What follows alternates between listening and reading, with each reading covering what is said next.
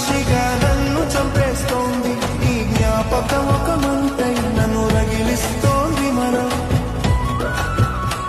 రాసుకున్న కథ